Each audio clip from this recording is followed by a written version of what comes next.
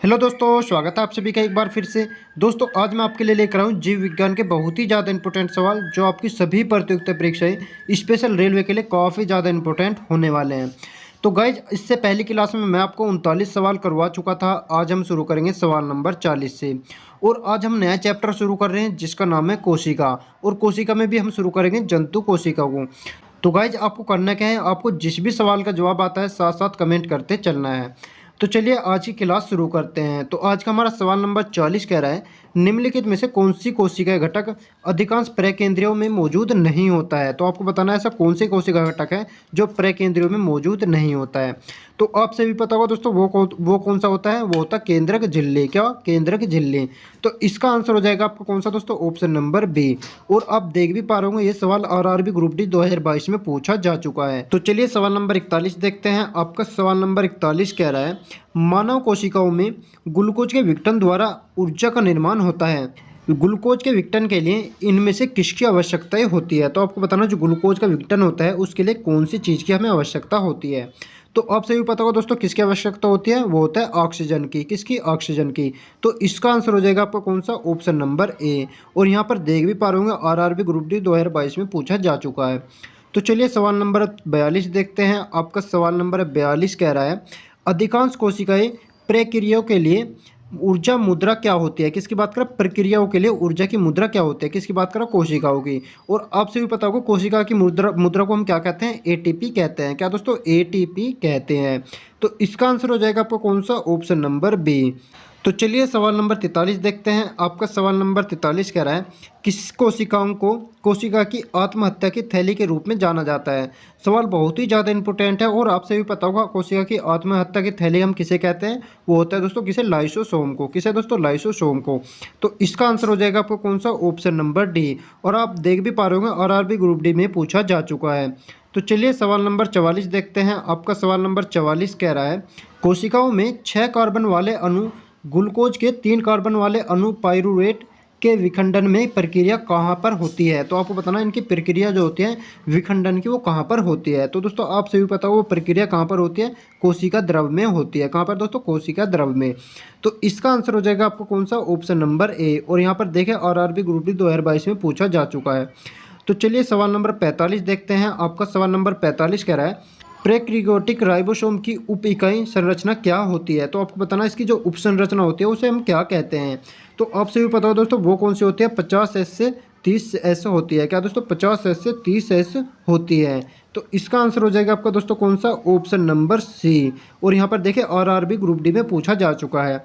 तो चलिए सवाल नंबर 46 देखते हैं। आपका सवाल नंबर 46 कह रहा है, प्रकेंद्रिक कोशिकाएं की कुछ विशेषताओं का उल्लेख नीचे दिया गया है। दिए गए विकल्पों में से गलत विकल्प का चयन कीजिए। आपको यहाँ पर गलत विकल्प बताना है कि इसमें कौन सा विकल्प गलत हो जाएगा। तो दोस्तों आप सभी पता हो गलत कौन सा हो जाएगा, वो हो जाएगा झिल्लीबद्ध कोशिकाओं की मौजूदगी। तो इसका आंसर हो जाएगा पर दोस्तों कौन सा? Option number A. और यहाँ पर देख भी पा रहे होंगे लगातार आरआरबी ग्रुप डी में पूछे जा चुके हैं।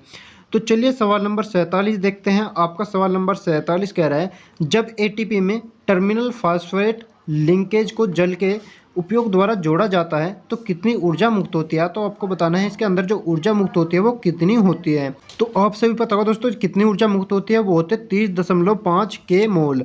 तो इसका आंसर हो जाएगा आपका दोस्तों कौन सा? Option number D. और यहाँ पर देख भी पा रहे होंगे आरआरबी ग्रुप डी 2022 में पूछा जा चुका है। तो चलिए सवाल नंबर 48 देखते हैं। आपका सवाल नंबर 48 कह रहा है, कौन सा कोशिकांग विषाक्त पदार्थों और औषधियों के जहरीले प्रभाव को खत्म कर देता है। तो आप सभी पता होगा दोस्तों वो कौन सा होता है? अंतद्रव्य जलिका होता है। कौन सा दोस्तों? अंतद्रव्य जलिका। तो इसका आंसर हो जाएगा आपका कौन सा? Option number A.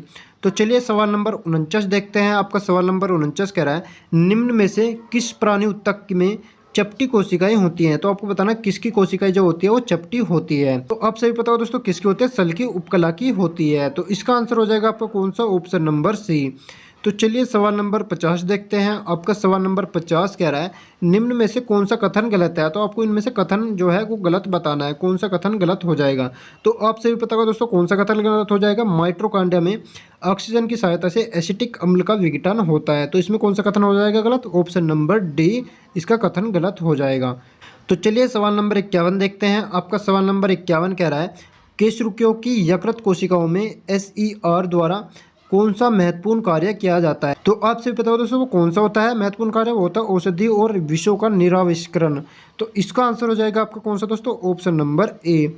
तो चलिए सवाल नंबर 53 देखते हैं। आपका सवाल नंबर 53 कह रहा है निम्नलिखित में से किस कोशिकीय घटक को कोशिका में प्रोटीन के कारखाने के रूप में जाना जाता है? तो दोस्तों आप सभी पता होगा कोशिका का जो प्रोटीन का कारखाना होता है वो किसे कहा जाता है? राइबोसोम को कहा जाता है। किसको दोस्तों? राइबोसोम को।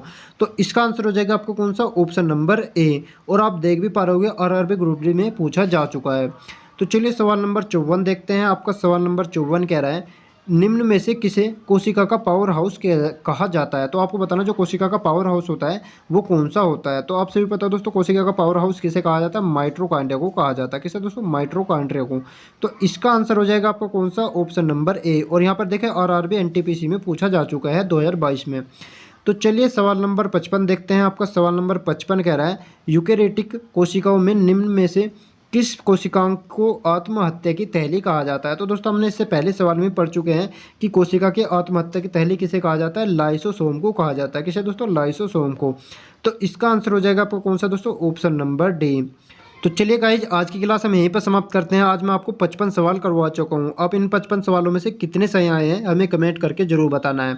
और दोस्तों आज की क्लास आपको कैसी लगी? अगर क्लास अच्छी लगी हो तो इस वीडियो को लाइक कर दीजिए और साथ ही हमारे चैनल को सब्सक्राइब करके बेल आइकन को भी दबा दीजिए ताकि आने वाली वीडियो का नोटिफिकेशन आपको समय से मिलता रहे। तो गाइज मिलते हैं आपसे नेक्स्ट वीडियो में, तब तक के लिए धन्यवाद।